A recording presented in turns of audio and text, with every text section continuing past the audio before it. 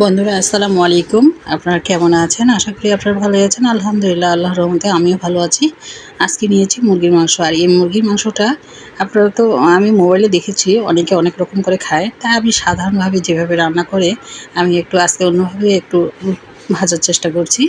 আপনারা এটাকে বলতে পারেন চিকেন ফ্রাই বা চিকেন, হ্যাঁ, আরও বিভিন্ন নাম দিতে পারেন। আমি যেভাবে চিকেন ফ্রাই করে আমি সেভাবেই করছি।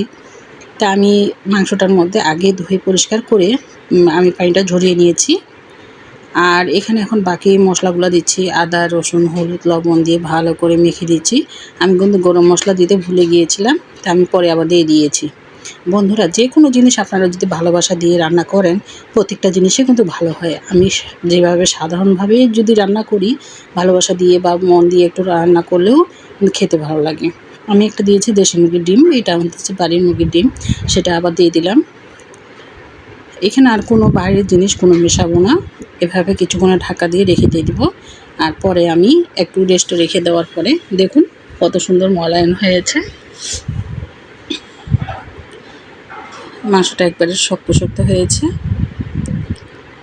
এখন আমি একটা প্লেটের মধ্যে ময়দা নিয়েছি। আর এই ময়দার মধ্যে এখন শুকনো উপকরণগুলো মিশিয়ে নেব।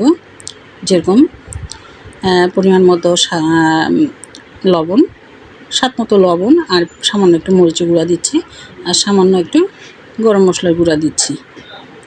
আপনারা চাইলে এটা দিতেও পারেন, না দিতেও পারেন।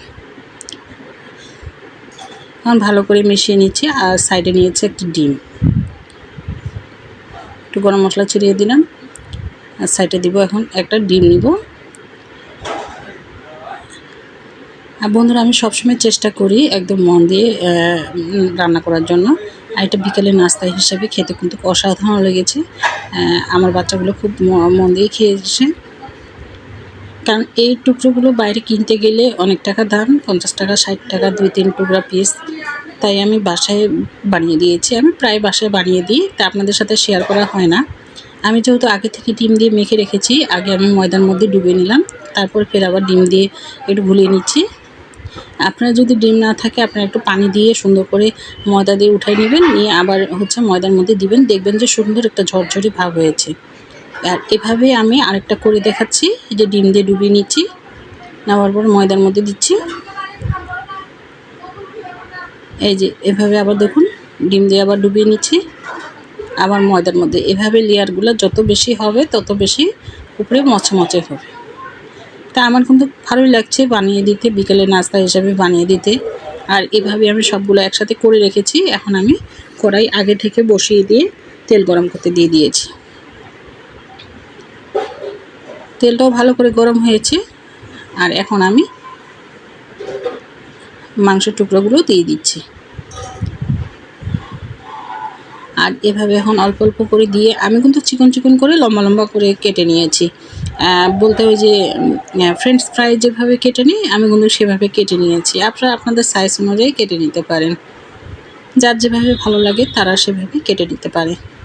এখন আবার উল্টে পাল্টে ভেজে নিয়ে একটু নেড়ে চেড়ে দিচ্ছি। দেখুন তো কত সুন্দর লেয়ারগুলো হয়েছে। আর খেতে কিন্তু অনেক মজা হয়েছে। আমি একটা ট্রাই করেও দেখেছি। আমি আগে একটা ভেজে উঠিয়ে নিয়েছিলাম, দিয়ে দেখছিলাম যে কেমন হয়েছে, না মাংসটার ভিতরে সিদ্ধ হচ্ছে কি না। হ্যাঁ, সুন্দর হয়েছে, মাশাল্লাহ। আর দেখুন কত সুন্দর হয়েছে। আর নিয়েছি সস, আর এটা বিকেলে নাস্তা হিসেবে সস দিয়ে খেতে কিন্তু অসাধারণ লেগেছে। একটা খেয়ে দেখালাম আপনাদেরকে। বন্ধুরা, ভালো থাকবেন, সুস্থ থাকবেন। আসসালামু আলাইকুম।